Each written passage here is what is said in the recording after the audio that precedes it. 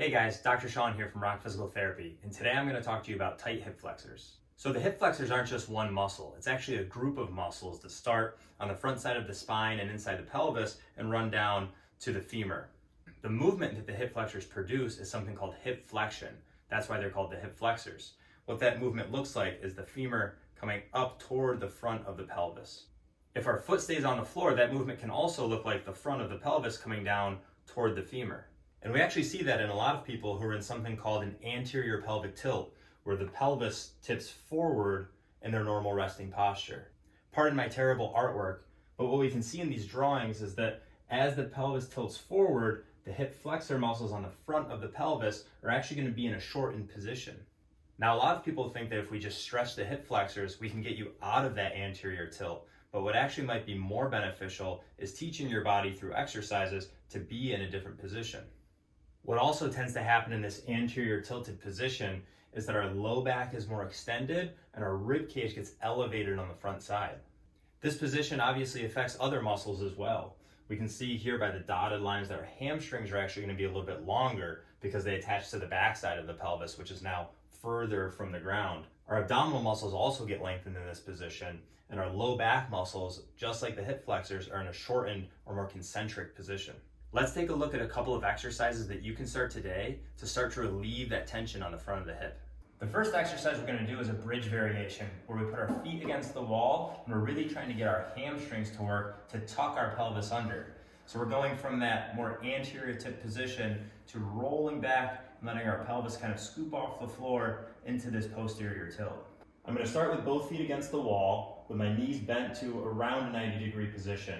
I don't want you to be any further than 90 degrees. If anything, maybe a little bit further away from the wall than 90 degrees. From there, we're going to pull down with our feet. Don't let them slide on the wall. And we're going to lift our tailbone up. So again, it's that rolling or scooping movement of the pelvis. From there, let's take one foot off the wall and pull it towards our chest and just hug it nice and close. Now we're going to push through the center of the foot. I want you to imagine squashing an orange underneath your foot against the wall. We're going to continue that scooping motion and let your back slowly peel off the wall, just one vertebrae at a time.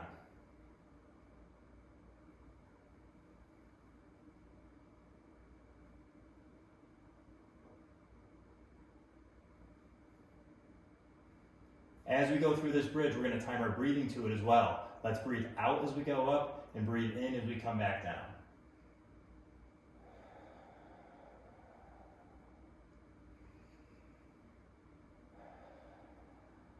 You should feel some work on the back side in the upper hamstring and maybe even in the glute. And you might even feel a little bit of stretch on the hip flexor. Next, we're going to get a little bit of a stretch in the hip flexor, but we're not just going to passively stretch into that hip flexor. We're going to do it in a more active and controlled way. We're going to start by laying on your back and bridging your hips up so we can put a foam roller right across your waistband of your pants. From there, we'll bring both knees toward your chest and just gently hug them. Now we'll put both hands around one knee, and the knee that's free is going to start to lower so that your foot moves towards the floor.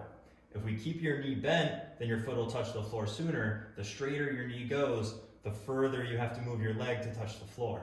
As we lower your leg towards the floor, we're really opening up the front side of the hip and that hip flexor.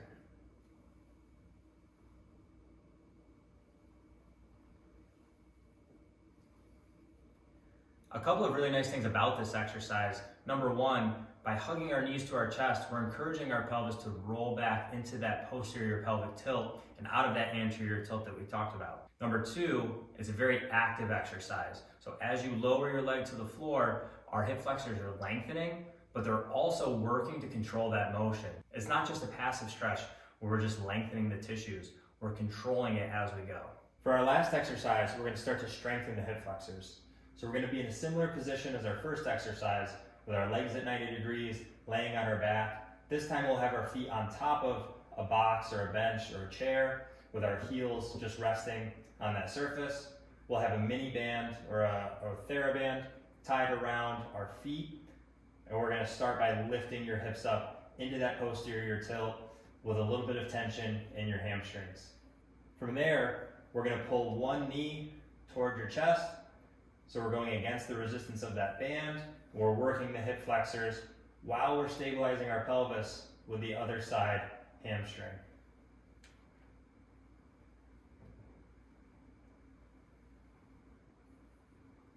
To make this exercise a little bit more challenging, we can just back up a little bit so that our legs are straighter at the starting point. We're still pulling down with our heels, lifting our hips up, feeling our hamstrings, and then bringing one knee to our chest. Everything else about the exercise is the same.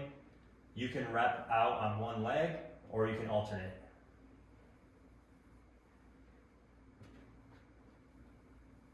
It's really important that we don't neglect the importance of strengthening the hip flexors. A lot of times muscles are tight because they're actually not that strong, so our brain makes them tighter so that we have stability in that area. One final note, I want to address a very common hip flexor stretch and a more appropriate way to do that stretch. The most common way that we see people stretching their hip flexors is in what we call a half kneeling position, where we have one knee down and people lean forward so that they start to feel a stretch on the front of their hip. A better way to do this stretch is to start with that posterior tilt. So imagine like you're trying to tuck your tailbone down in the back. You'll feel your glute working a little bit. You can hold a little bit of tension in your core, and then we're just going to move ever so slightly forward, and already I'm feeling a stretch here.